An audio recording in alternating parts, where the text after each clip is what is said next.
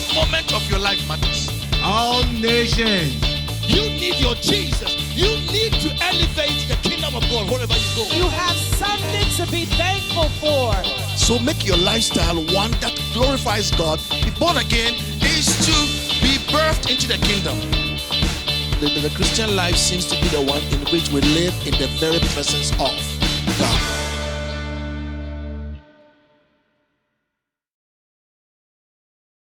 Hello, church. All right. So we are here for it's not annual, it's becoming more frequent now, and we thank God for that. So as Pastor mentioned, mental health affects a lot of people. We all get anxious, we get depressed, a whole lot of things happen. So it is not something that is uncommon, but there's so much stigma that we always tend not to talk about it. We tend to hide it. We tend to feel like, no, it's better if nobody knows. But we're here as a church to recognize, to help you with symptoms, to know what is going on, so you can seek professional help. So this is a safe place. This is a safe place, so please feel free. But I want you to remember that we are also on social media. Oh, thank you. We are on social media. We are on Facebook and we are on YouTube.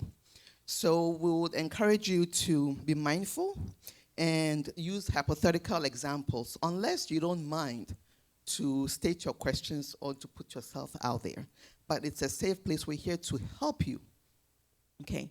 We are all professionals. We are bound by HIPAA rules. So whatever you tell us will not go anywhere else. However, we want you to know that we are only here to give you information, just informational purposes. No diagnosis or no treatment. So that's our disclaimer. So without further ado, I want to invite the panel. Please come up and I'll invite you and talk about you in a few minutes.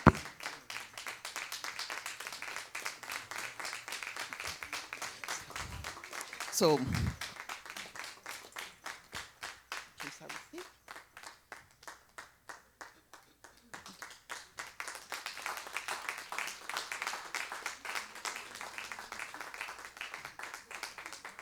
So on my far right, on stage right now, is Dr. Judith Say. She is board certified psychiatric nurse practitioner, okay, with a doctorate. And then we have Dr. Ofori Asante. He is a pastor and a professor, and he holds his doctorate in psychology and is a licensed professional counselor supervisor. Then we have Laura Kumoji. She is a psychiatric nurse practitioner, also board certified. And we have Dr. Sarah Ashite. She is a family practice medical doctor. Okay.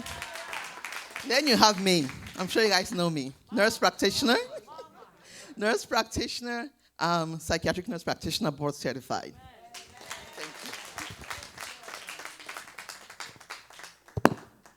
All right, so we wanted to start off by giving you guys an opportunity to ask questions.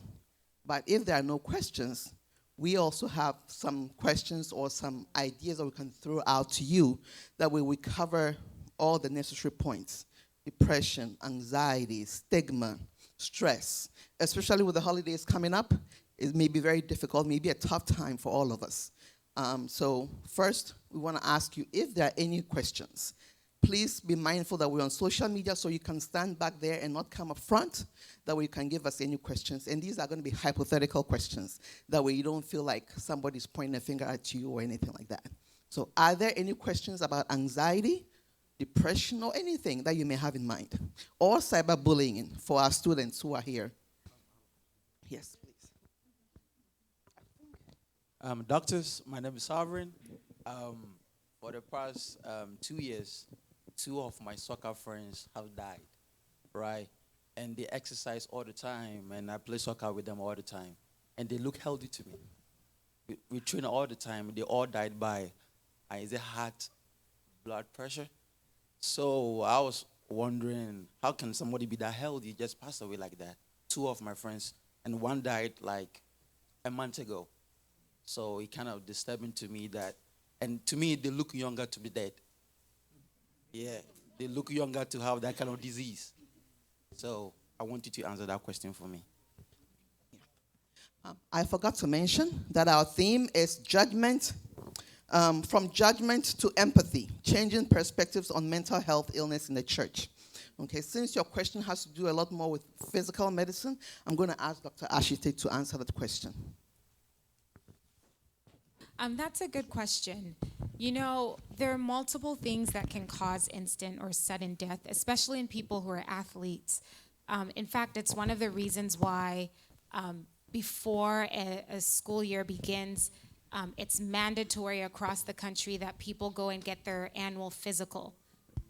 Some parents who are very into sports may decide to not follow the instructions when something is found. And you know, the instruction says go see a cardiologist because you have a heart condition, you don't have any symptoms. But then when you exert yourself, there can be enough blockage that you don't get enough blood flow. And you've seen it. Some of the athletes, we've seen this in the news, end up passing. Honestly, since COVID, we've been seeing more sudden death in younger people as well. Some of it from blood clots. Again, it's a reason why, as Pastor was saying, it's good to just get a checkup annually. Today's topic is really about mental health specifically and how we can move from judgment to empathy to address it, especially in the church setting, given that there's so much stigma that we live with. But to come back to it, there's no shame. There should be space for us to seek professional help, right? Going annually to see a doctor. Maybe your blood pressure is high. Maybe their blood pressure was high and they had no idea, right? Some of these run in the family. Sometimes you may be having symptoms that you think are just general stress, but maybe you actually are experiencing clinical depression or clinical anxiety that can get help from people like Dr. Asante.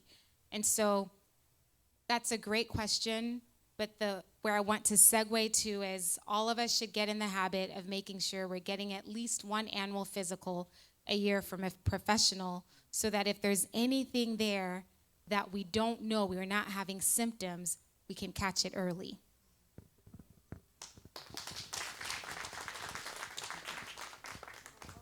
To add to what Dr. Ashite said, we Africans, or I would say most minorities, we don't like going to the hospital. Whether you are sick or not, it's very prudent to schedule your annual checkup. And especially the young one thinks that they are invincible. Nothing can happen to them. So now that you've heard it, you've seen it, try to advise or encourage your friends to schedule annual checkup. It's not a white, I would say it's not like white people thing, or it's not something that the rich people have to do. Anybody should schedule annual physical. Thank you. I think one of the things that is important is usually anything that happens, there is an onset to that. But in most of our homes, there's no voice. It's very difficult at times to talk to an African parent. And so if I see a teenager, at times they will tell me stuff that they can't share at home. And that's the problem. So if they see a sign that they can't tell you, the parent can't tell the teacher, who did they talk to? And something can start and develop. And so I think we should have voices at home. It's okay to have family meetings where you talk about when are we doing the health stuff?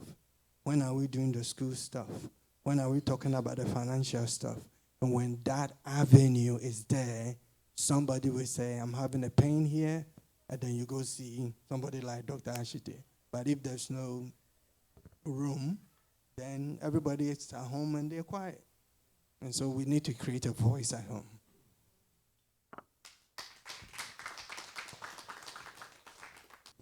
My name is Viclaine. I guess my question is, what is mental health, and is it really a thing? Yes, mental health is really a thing. It exists. We tend to think it doesn't, but it affects at least 1 out of 5 people in this world. Okay. And since COVID, it's actually been getting worse because of the impact that COVID had on all of our mental health. It encompasses a lot of diseases like depression, anxiety, and even seasonal affect disorder. Just to let you know, we moved here from Connecticut, and I realized that in the winter, I would get very sick and depressed. And I was wondering what is happening, just to let you know that it affects everybody. So I talked to my husband, and we said, well, I think it's the weather. When the weather gives me asthma, I get very sick. My asthma is exacerbated by the cold. And then the gloominess was affecting me too, because it gets very dark. And so we came to visit somewhere, a friend in Texas, and I loved the sunlight. I loved the air, being outside. So we moved here. And since we moved, asthma rarely happens. I don't feel sad. I feel very happy. So at that time, I didn't even know that there was such a thing as seasonal affect disorder. But I was having it. You know, it wasn't until I became a psychiatrist practitioner that I realized, oh, this exists. You know, so these things happen. I didn't need any treatment medication for it because I had to change location. So when we know what is happening to us, we can look for the remedies. It doesn't have to be medicine. It doesn't have to be, it can be therapy. It can be anything. But you have to know the symptoms and pinpoint it. That way you can get the help that you need. Hello? Okay, to add to what my sister just said, I want to say our environment does affect our output. For instance, if you constantly eat a big bowl of fufu, morning, noon, and night, and snack unhealthily, during the day, consistently, it's going to tell on your physical. The same way, if whatever you are experiencing every day in your environment or seeing every day in your environment is going to affect your mental health. Whether you want to say it out loud or not, the things you do would make it obvious that something is not adding up in your life. And the sooner you talk to somebody about it, and hopefully a professional who would not go mention your name anywhere, the better and the more and quicker you feel relief. Because if you don't feel mentally sane in terms of you are overly anxious or you are fearful of saying certain things at certain places, it would tell also on your physical health. So what are you doing to yourself? Indirectly, you are making yourself sick and you will not be that productive. So if God gave you, let's say, 100 years, what you are doing is you are deducting from those numbers. So these talks are very important, and we need to seek help when we need it. I think one of the things that is very important is if you look at research, most people having an issue will go to a family practitioner most of the time. And I have instances where a medical doctor will refer and say, I've done my physical part, I think this is more emotional, so you go talk to a therapist. Now, for example, some of you might have stressful jobs. And so when you live a life where you're working and it's stressful, anytime there is stress, you are releasing a hormone called cortisol, for example. So this cortisol being released is supposed to help you fight whatever you're dealing with. But if there is a prolonged stressful situation and you're releasing more cortisol, it affects your immune system. And if the immune system get corrupted, you become susceptible to all kinds of diseases. So a lot of people cannot regulate their emotions. So to your question, you can have financial health, emotional health, because people don't regulate their emotions. Being on this field, this counseling field, when I became a counselor 16 years ago, if I do therapy, it's more about maybe teenagers committing suicide here and there. But for the last 6 years, I'm seeing more in the African community. I thought it will not hit our community, but it's increasing. So the question becomes, what are the sources of it? Number one, parents are not talking to the teenagers, most of them. So they feel like they have to get their information from outside. And who are they getting the information from? Because if they don't get good information, it also affects. So the broader sense of mental health, you can have a good job in America, well paid, but your emotions are not right. And so you need to learn how to regulate emotions. Like somebody, I might be working with somebody who struggles with low self-esteem. And this low self-esteem, anytime there's a failure in a given day, they think failing that day, they have failed for the rest of their life. Failing a day doesn't make you a failure for the rest of your life. So it has a lot to do with your thinking. Now, at times, we do tend to, let's pray about it, let's fight about it. I'm a minister. I believe in that fast. But when you look at John 3, 1 John, look at John 3:2, say, I wish above all things that you prosper and be in good health, even as your soul prosper. If you do a study on the soul in that scripture, it has to do with your mind, your will, and your emotions. Where do we get most of the problem from? The way you think, the way your emotions are, and your will. So you pray about it, but at the end of the day, I think the church should have referral that the way you having it, go see a counselor.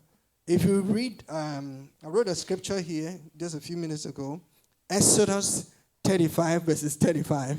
It talks about designers, embroiderers, all kinds of things. So God is specialized with skills himself. Look at the picture of the church. There's a doctor, there's a plumber, there is this.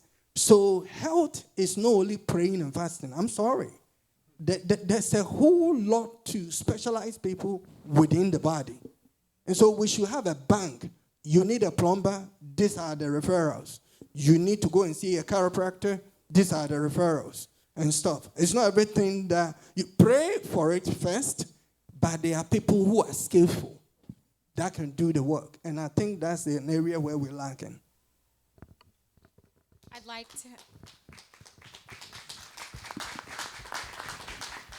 like to add to that. I'm very glad that you talked about cortisol and its effect on the body. Whenever I have patients who are having a hard time accepting their mental health diagnosis, I ask them, when you came to me with your knee problem, were you ashamed? Did you have a problem? Did you question your knee issue? When you were having chest pain, did you question it? The interesting thing is that we can't really touch our brain, right? We can't see our brain. But just because we don't see our brain, does that mean our brain does not exist? Can I have someone tell me that our brain does not exist? It exists. So when our brain is not healthy, there are certain signs that we exhibit on the outside that look like sadness, not wanting to do things that you typically enjoy, wanting to be in bed all the time, having thoughts of not wanting to be alive anymore, something very small setting you off, not performing well at work. These are all signs that we see on the outside that our brain is not doing well. You know what's interesting? Some of the parents in here will notice that whenever they have younger kids who don't really have the expression of, Mommy, I'm sad, Mom, I'm feeling anxious, they start complaining of things like stomach pain. They don't want to go to school because they have stomach pain. And you take them to the doctor, they look at their stomach, they do the imaging, they do the labs, and then you'll notice the doctor might ask, what's going on at school? How have you been feeling? Sometimes when we neglect the mental health aspect of things, it gets to a point where we start exhibiting actual physical symptoms. And that's because it is actually real. There are real chemical, biological changes that are happening in our body. In fact, you can do MRIs. Doctor can tell you can do functional MRIs, and you can tell who is depressed and who isn't. But of course, there's no need to always do an MRI to prove that your brain exists, to prove that you have a mental condition, because I can send you to Dr. Asante. I can send you to our professionals here. And just by the symptoms that you're exhibiting, we know that you have it. And the good news, because there's no purpose in talking about this if there's nothing that we can do, right? The good news is that there is something that we can do. And usually it's better to act early than to wait for things to get really bad. If you're bleeding from your knee, you have to stop it and not say, oh, I feel fine. I'm going to wait till I can't breathe from lack of blood and anything working before I go to the hospital, right? And so acting early is very important. And to answer your question, yes, mental health conditions are real.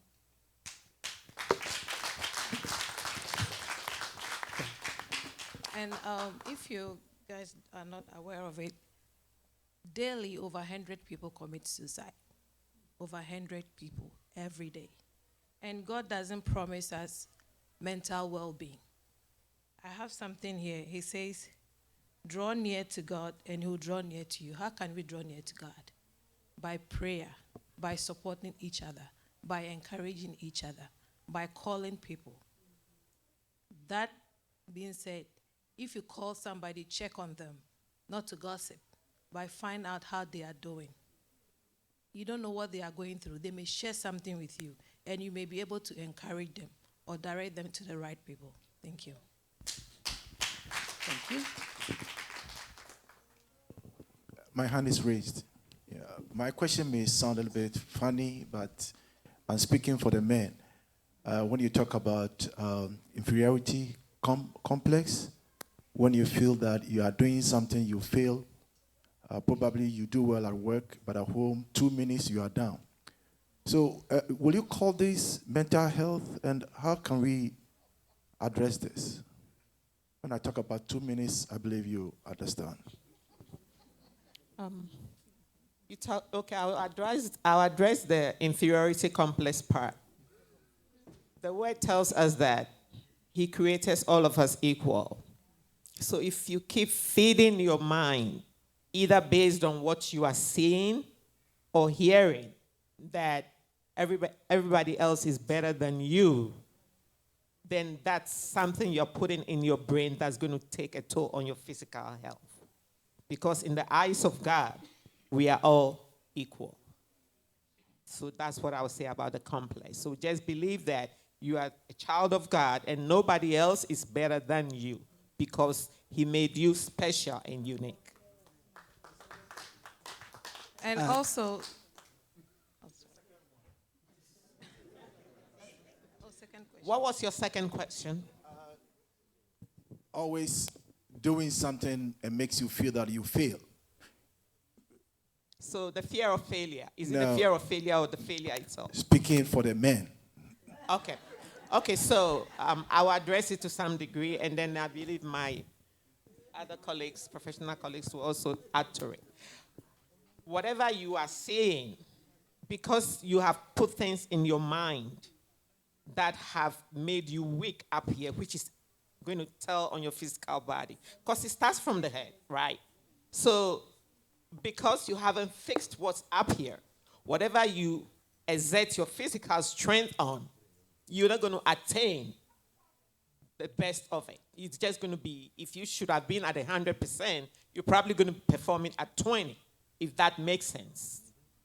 So you have to fix what's up here. You have to embrace it. You have to let go of the fear of being stereotyped and be bold enough and walk in truth and faith and get the help that you need. I'm glad that we are all Christians here. You have to adopt positive affirmation. When you wake up in the morning, look at yourself in the mirror. I'm strong, I'm beautiful, I'm going out to do something great. People should see me and see God in me. If you have positive affirmation, you recite it every day. You can, search it online. You can read a lot in the Bible, and that will help you with the confidence. So, before you go in, I just wanted to say something. To answer your question, I think it is mental and physical. There are two parts to what you're talking about. Okay, so I'm going to have Dr. Oforia Santi address the mental part, and I'll have Dr. Ashite also address the physical part, because they will go hand in hand. Because I think that is something that a lot of married couples having difficulty with. That kind of affects the marriage and even your well-being. So I think it's very important. We thank you for asking that question. Hallelujah. So, good question. So one thing that is important is it's very interesting to realize that the Bible says, as a man thinketh in his heart, so he say. So that has to do with the way you think about things. About 12 years ago, I have this book here by Joyce Meyer titled The Secret Power of Speaking God's Word. And usually when I see a client, I would do all the assessment to know what is your history when you were born from, let's say, 7 to 10 years, the teenage years, if there was any academic difficulties, sexual stuff that has happened. After knowing all the history, I would realize that there have been several instances where there is trauma. So I'll go to the root of the trauma. Now, I've treated a lot of people in this arena, and I realized that some of them, it takes time for them to heal, especially the emotional piece. So I worked with a client for a long time, and it was biblically based. And then I prayed and I said, Lord, there has to be more. And I heard a voice about Isaiah 55, verses 11. My word shall not go void. Anytime it goes, it will accomplish the purpose. So I realized it was confession. So I Googled on confession. I came across this book. Let's say somebody goes to Dr. Ashite. Dr. Ashite is doing treatment on the physical piece, or when it comes to, and the person comes to me, I'm dealing with the emotional, and we have this book. The person is depressed. I'm going to read to you what Joyce Meyer wrote here. So it's more personalized. So a person, and you mentioned about affirmation. So a person gets up in the morning, he said, the Lord goes before me. He will march with me. He will not fail me. I will not fear, neither become broken in spirit, depressed, dismay, or unsafe with alarm. Deuteronomy 31:8. God is my shield, my glory, and the lifter of my head. So when you go through this, there are about 7-8 scriptures. What you're doing is, anytime you say it, it's changing your mind, and it's changing the way you look at things. So it's repairing. Now, you don't do it one time because you're creating seed. This is Genesis 8:22. As long as the earth remains, there will be seed time and harvest time. So you confess it for 6. So I gave it to the client and said, do this. Take it like a medication. The doctor gave you a medication. You take it in the morning, do that doctor's medication thing, and you see this one too as a medication. Confess it for about 5 minutes. Evening, you take the meds, do that. A lot of them have been back saying, I just don't know, but that depressive thing is gone. And you know why? I'm not a man that I should fail. Have I said it? And am I not going to do it?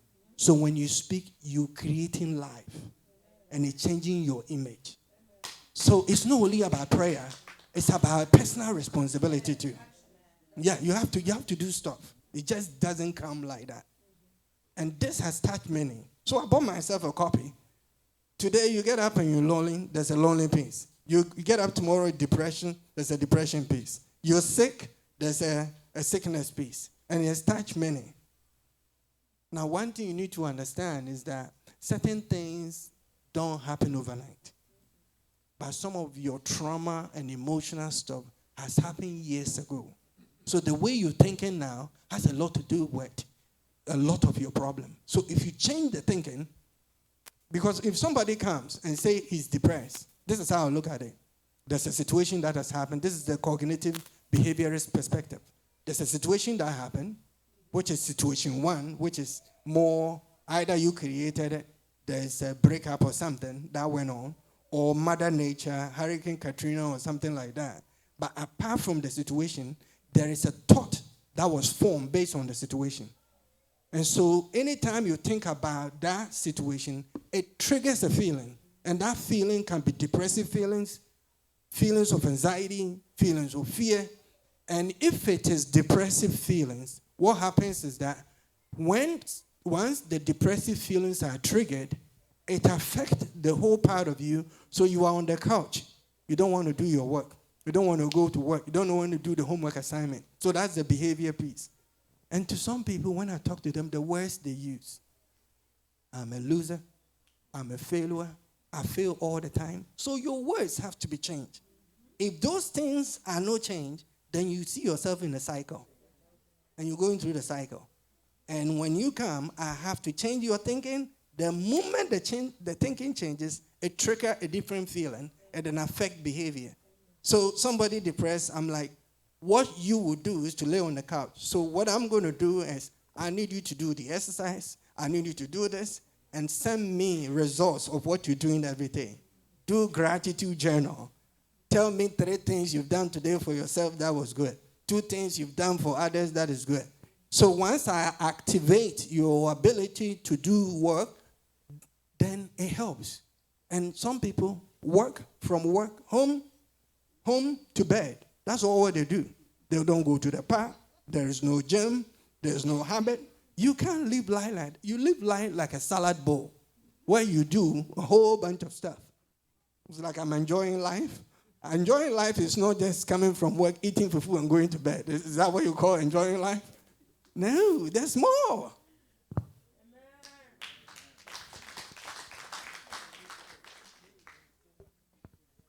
So I feel like we're talking in code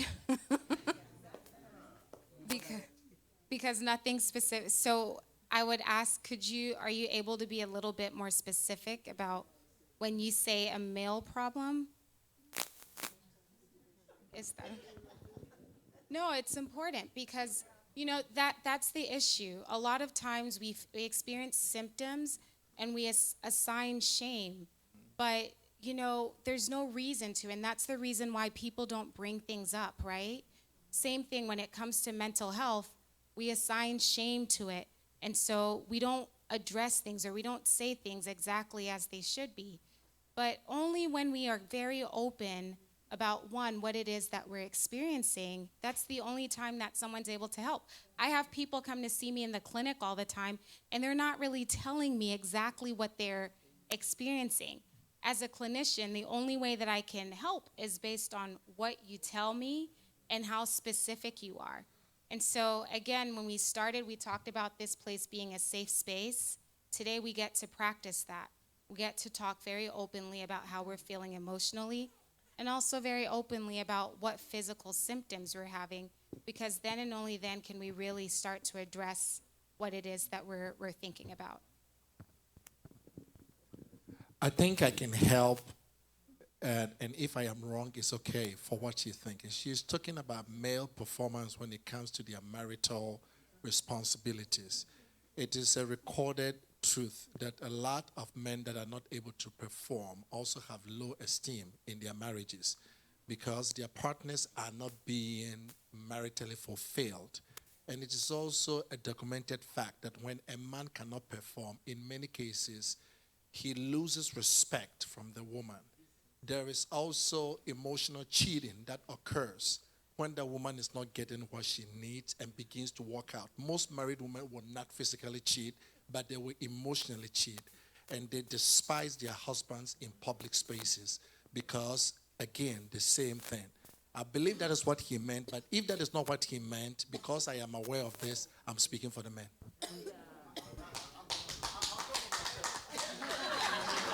Why didn't you talk for yourself earlier? Now we don't believe you. Let me address that. So what happens is it has to do with history. I've treated cases like that. I think to be transparent, in the church, you have a view that you talk to a pastor or an elder, at times they will keep your secret. And some have shared with pastors and church leaders. And by the time they were aware, the information was out there. So as ministers, we failed. And when you fail like that, nobody will share again. I'm sorry. People think it was a safe environment. They pray for you, they share, and the information is out. So there is stigma, but one of the reasons why there's stigma is because people shared information. So people decided not to do that again. Now, when somebody comes like that, we do a history to see when did you meet, what has been the sexual issue. Can we do, there's a whole lot of stuff that we do. It's a list of things you do to teach them about foreplays, to teach them about what it means when it comes to the woman's anatomy, the man's anatomy, what is vulnerability in communication, how do you actually, because there are some where a lady, when he got to 18, dated several men for whatever reason and been very active sexually. And then they go meet this guy who has been pious in the Christian faith, don't have much experience, and then they meet. And it's like, oh, okay, I've been a long time player of this. And you are green, you don't know a thing. So communication affects them, the way they talk. But you see, if it happens that way, we work with them to understand what your background is and then what his background is and how you have to mediate here. So the fact that you have been an experience in that area doesn't mean this man will not be able to learn. So there's teachability and there's willingness and patient. And some people are not patient. It's like, you're not good in this. And anytime you speak to a man to say, you are not good, you need to go get help, your very words are so sharp and demeaning that it brings them down. There is anger and there is communication. Now, anytime two people are fighting and emotions go up, when your emotions go up, that intimacy you're talking about will not even be good. Because at the end of the day, you're so mad, and you're looking at you like, I hate you. Anytime you think, I hate you, I don't like you, and you have a physical intimacy, you're just joking. There's nothing in it. So there's a whole lot that we do that clinically, I can't go through all of them, but there's stuff we do with the emotional part, the communication part, the respect part, the patient part, and that helps with that intimacy situation. Now, if there's a problem, I'll be like, do me a favor. Go to a medical doctor. Let them do their work to make sure that we don't have any condition going on. Once they are cleared by the medical side, then I know that it's the emotional side. And then we work on the emotion, and it helps. To some people, it's just communication. The way you talk, you don't know how to talk. And women, most of them are moved by what they hear.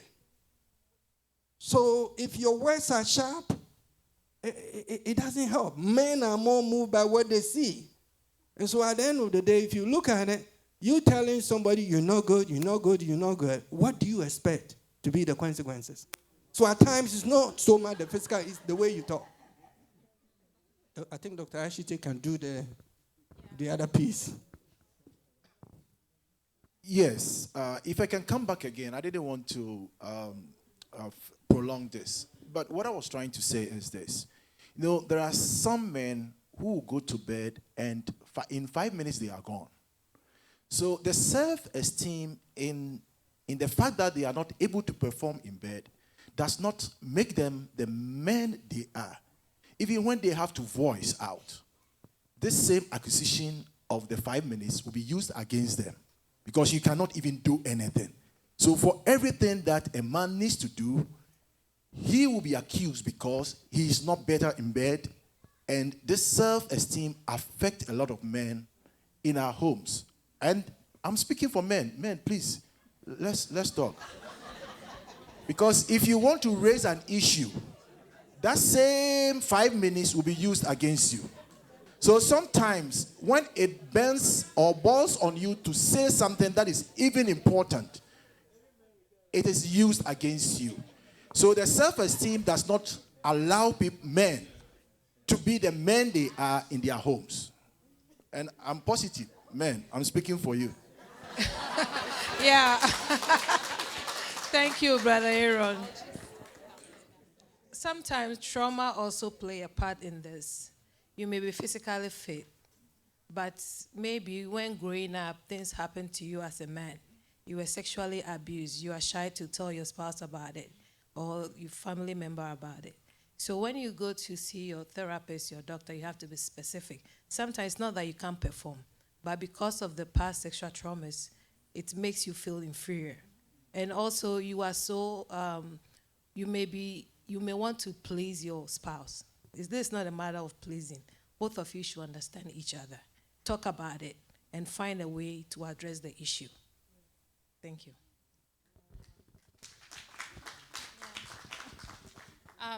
I think everyone addressed it so well, talking about, past trauma also. But I wanted to emphasize that there's a lot of times also a real medical condition that can cause that symptom. In fact, whenever someone comes to my office and brings that topic up for the first time, my mind immediately goes down the line. I'm thinking about heart disease.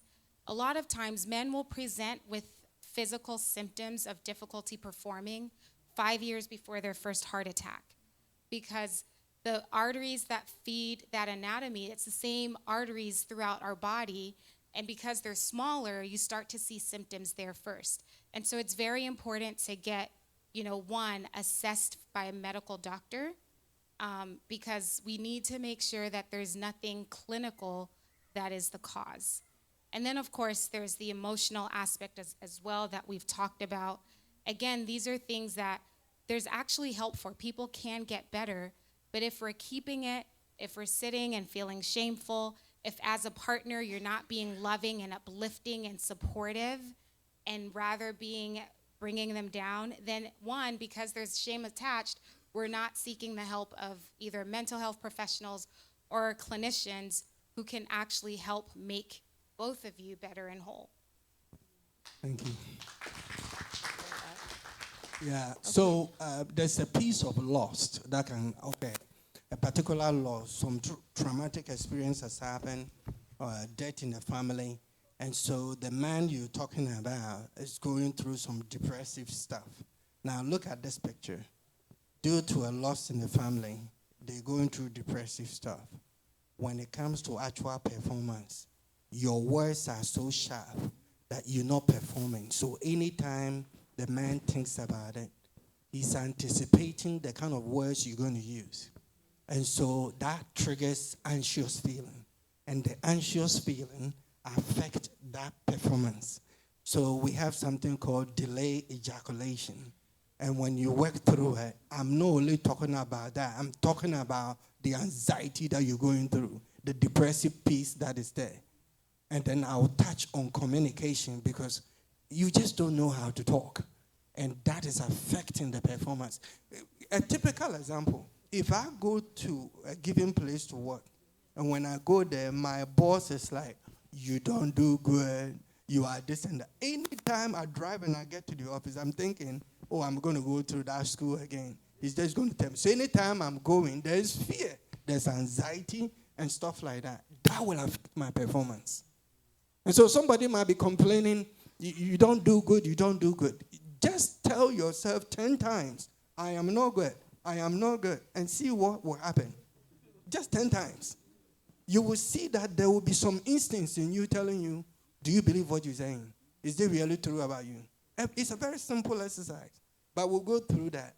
I think maybe one thing that might help, like a given church, if we have educational seminars where the men are supposed to meet for maybe men's meeting and they don't put their name, so we have a suggestion box and you write any questions you might have.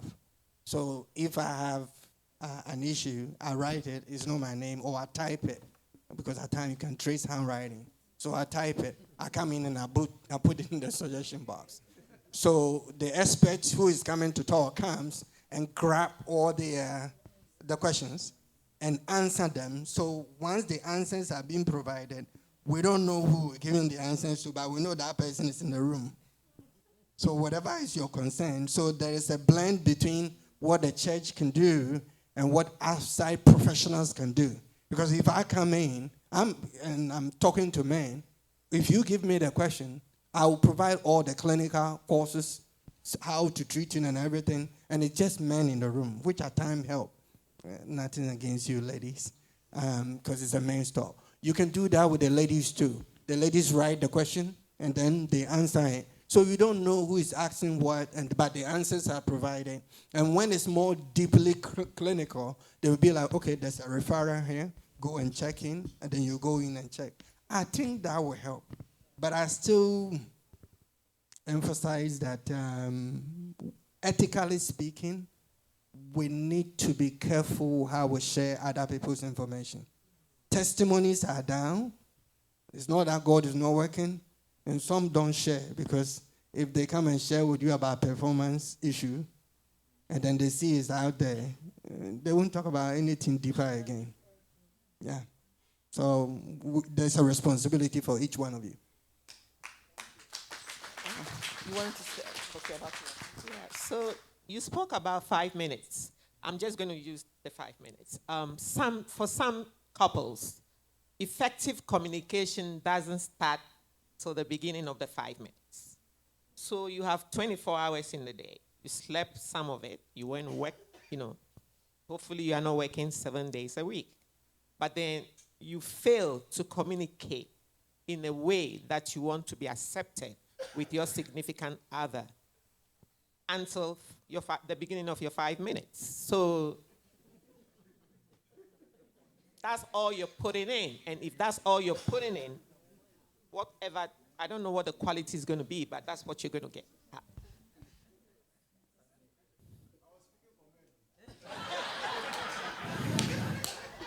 I was using you as a point of contact.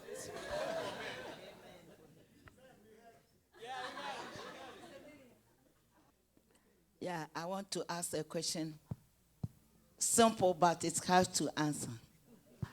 I'll use myself for example. When you are getting old, maybe from 60, and by God's grace, God gives me 70, 80, 90. My children will see me that I don't have mental problems. But when we are getting to 80, which I'm going to be 80 and 90, they will see me, what you are saying is senseless. What are you saying? Because when I go to Ghana, I used to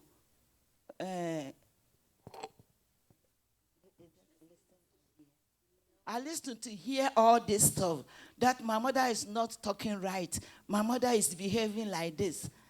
Is it because we are getting old and we get the mental problems? Or because... Please, if I don't ask it well, you just correct it for me. Yeah. Is it because we are getting old and our mind is dull, or because we are getting mental problems? Thank you, Ma, for the question. So, developmentally speaking, as we age, we lose a lot of the faculty in terms of seeing, hearing, thinking faculty declines. Sleep, we lose sleep and all that. So if you look at it developmentally, there are certain things that we can talk about. It's a whole spectrum. But what is important now is we lack education. Education as to certain things you can do when you are at that age. Physical activity, some mental activity, and stuff like that. And we don't have a lot in our system. I was at a nursing facility recently, and they had a whole routine for them to follow, all the elders at the facility.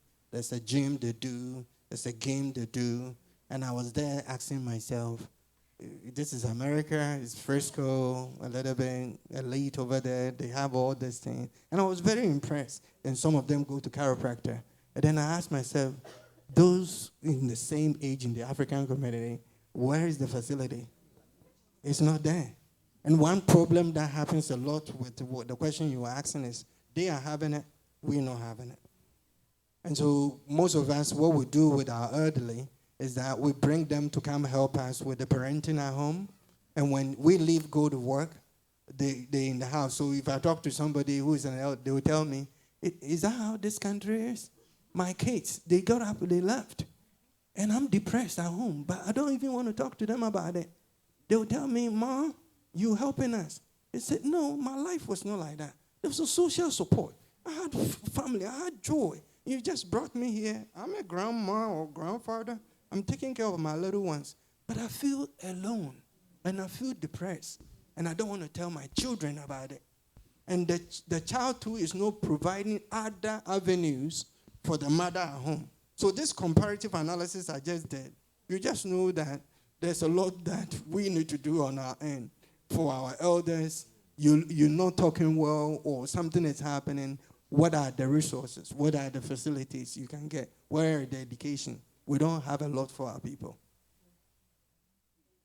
Thank you.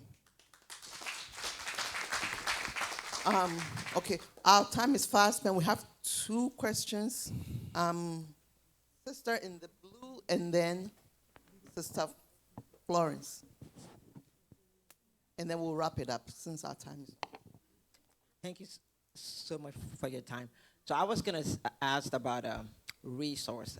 It's fine to kind of stay out here and talk about the mental health and then encourage people to reach out to therapists, but how do you do that? When you have a problem, when you pick up the phone, who do you call? So some people don't know either they should go to that doctor, they should talk to a counselor. So how do you get the resource to talk to? Because I know at my job, they offered counseling, and it was free. And I didn't know for years. Mm-hmm. So how do you find those things out at your job, in your school, at church, so you can get the help that you need? Thank you for the question. There are resources in the community, and definitely it's good to start with your work, because they may have the employee assistance programs that most companies have. Also, we have brochures that we'll put in front of the church later on that people can pick up to help you with community resources. Definitely, we get referrals a lot from the primary care physicians, because they see their primary care physician, then they send them to us, and then we will do the diagnosis and the treatment, because there's so much that the primary care physicians can do when it comes to mental health. Having said that, right, we, as a church, like what we're doing now, it's also we're trying to find out ways to even help even more. My last question was going to be, how can we, as a church, as professionals in the church, how can we help everybody and to get us to live that transformed and better life that Pastor is trying to do? So if you have any questions, definitely reach out to Pastor. He will direct you to us, and then we can talk about other resources that we can provide. Again, we do not diagnose or treat, but we can point you in the right direction. Okay. Do you have anything to add? To add to that, if you are living in Austin area, you can just Google mental health facility around me. I work with Integra Care, Austin Traverse County Integra Care. You can also go to LifeWorks. If you're feeling suicidal, homicidal, call 988. And when you talk to the person, they can direct you to a place to go to. Or you can talk to your primary care doctor, and they can refer you to any nearest mental health facility. For Williamson County, Blue Bonnet Trails is the comparative company for integral care. So she works in integral care. I work at Blue Bonnet Trails. Okay, and if it gets very severe, then you go see Laura at Ash. Okay. I think as a church, we need to be purposeful, create a committee within the church to say you are not only there to pray or to share the word, but if somebody need any assistance in any, even if somebody need a plumber, they can send a message, because we just don't want to refer to anybody out there. We also want to refer to people who have credibility in the community. So we create a bank where there can be a link at the church side. So either you call, because at times there's a tendency to put everything on a pastor. The pastor, I'm a pastor, you do so much. But I think there are other professionals to say, click on this link. You're looking for a plumber, these are credible ones. You're looking for a doctor, this thing. You're looking for a chiropractor, this are. And if many churches are doing that, then what will happen is that we will have referral sources to go to. And I think that will help, because we're lacking a lot of information and a lot of education. And if we can do stuff like that, it will help immensely. The problem that is happening is that we're not purposeful doing it. We don't have people assigned to do it. We don't create workshops and seminars for it.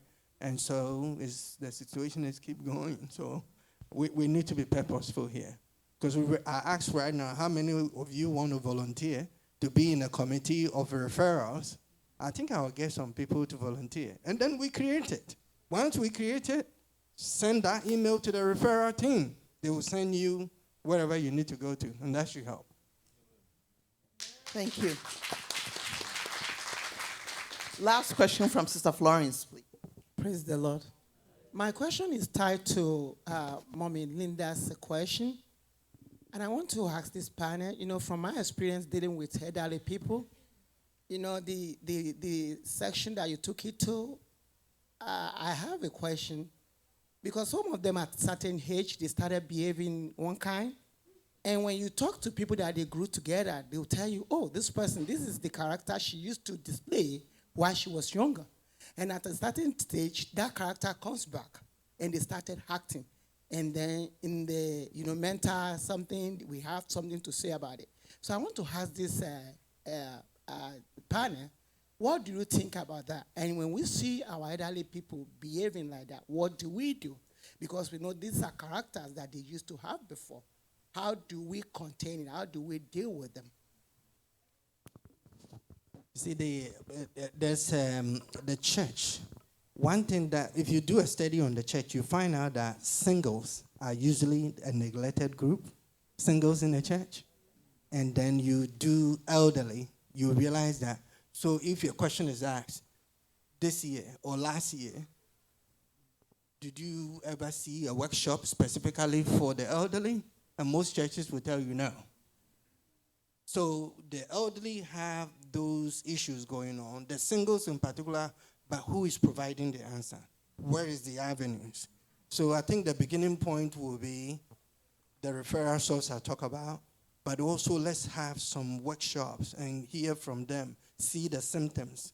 Because in America, once you see a typical symptoms, you will always have a place to refer to for them to examine, and then we have a whole picture of it, and then there are specialists that can treat it. But it starts with talking to them at least to get some information, identifying the right referral sources, and then you refer.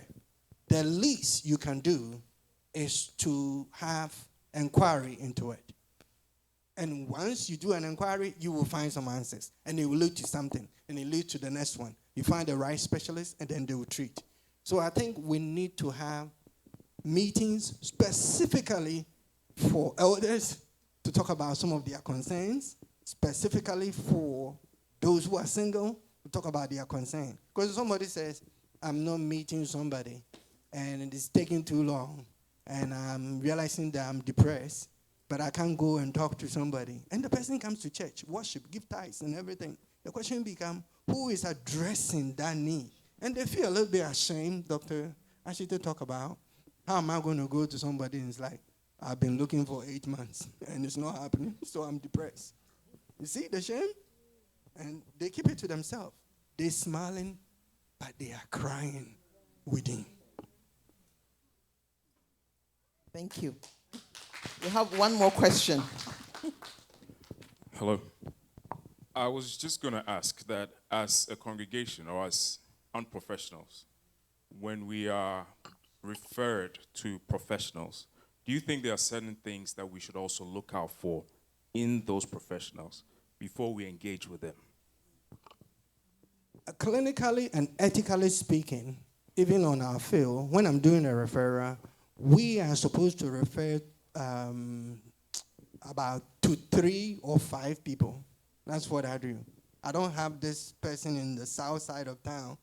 The person referred to me and I refer. We don't do it like that for objectivity and all that. So 5 people. If they are no good, I can give you another set of 5 that are good for you to explore too. But when you go, you also want to ask yourself, being led by the Lord, is this person I'm talking to somebody? Because I do counseling biblically. And somebody comes and says, I went to a Christian counselor. He never mentioned the Bible. well, I'm not going to judge that situation, but the thing about it is that let's pray and let the Lord lead. And then they will tell me the differences that is happening. The thing about it is that we are responsible as Christians to also examine. We have to test things. So if you are referred and you realize that, it doesn't sit well with my spirit, you back out. You don't go through it.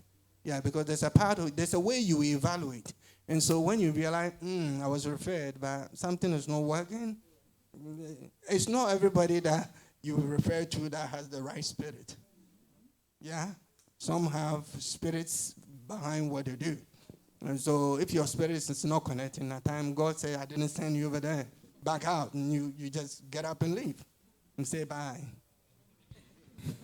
Yeah. And also to add to that, most of the time you can read about the person that they referred you to. And usually you can choose the person that you want to see. If you are comfortable with a male, female, elderly, younger person, you can read about them. And most facilities also have multiple providers.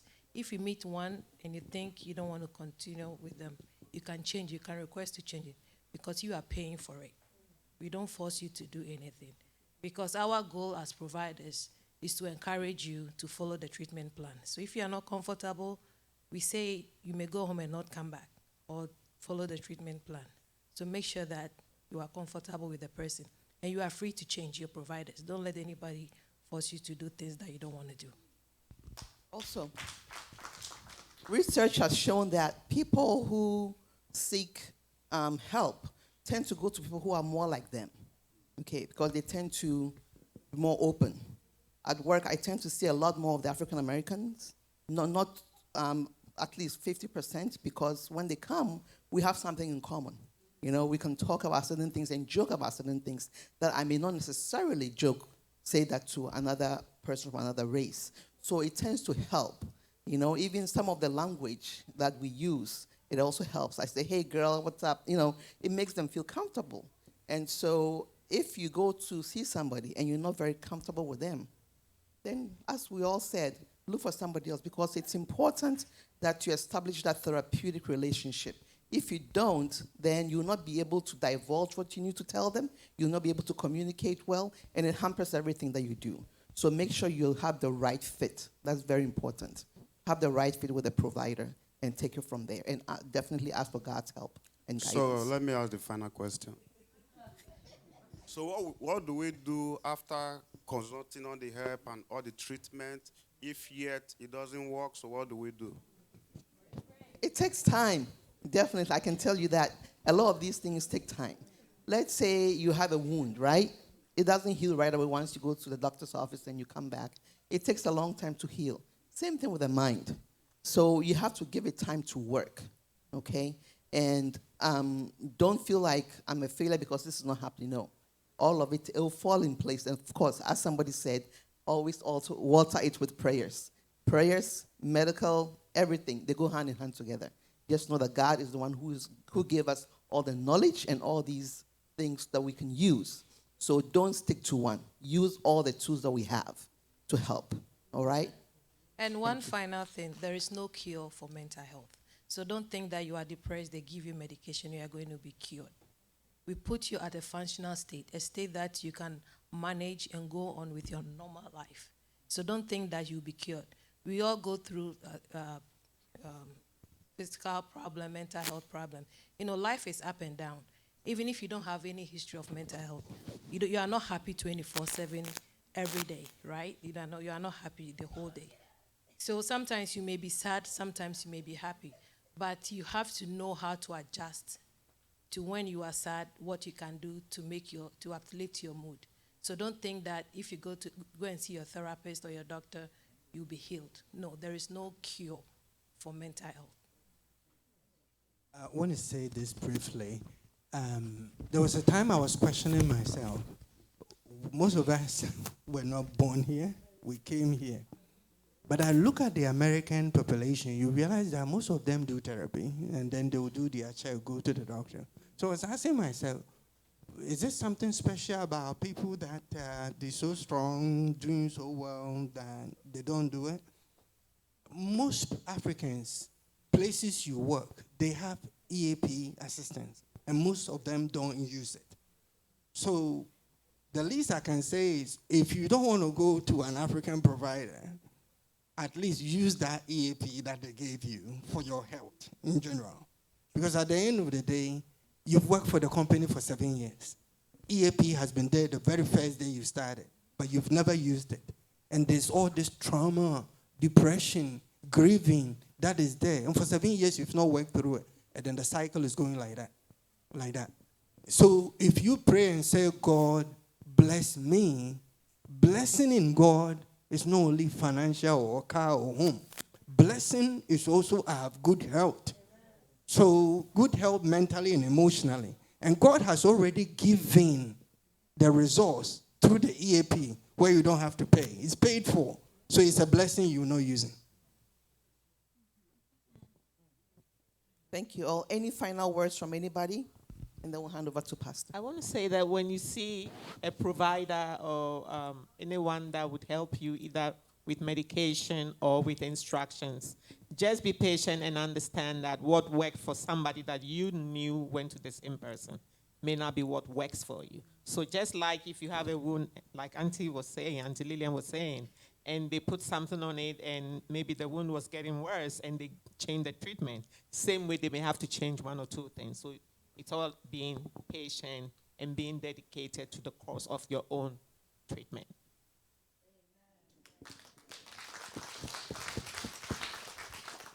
I just want to kind of encourage us and bring us back to what our topic was from the beginning, which is, moving from judgment to empathy. In all of this is kind of a beginning, talking about real issues that do exist. But it also is very important for us to always remember to show empathy, first to ourselves and also to our family members and to our church members. When we see someone going down or behaving in a way that is not usual, we don't just talk about them, we show them love. We say, hey, we talked about that stuff of mental health. Do you think this could be going on with you? Let's go and reach out to Dr. So-and-so and see if maybe we need to be referred, rather than just pressing it down or just saying, oh, it'll be fine, get over it, So that's also a huge part of why we're doing this, is to get comfortable and knowing in the same way that if we see our sister bleeding, we'll say, hey, there's something going on with your leg. You need to get that checked out. We would do the same thing when we see the signs and symptoms of mental health issues with each other. Thank you very much. Oh, please, go ahead. I would like to say that we are in the holiday season. Most people will feel lonely or isolated. And I would say that I have something. It says loneliness and social isolation can lead to both physical and mental health issues. So I recommend that we should all check on each other. We should encourage each other in this holiday season. Thank you. Thank you very much, panel. The last thing is I'm going to give an assignment. Just write down about 10 people this holiday season. Be very specific about who you're writing, the names you're writing down.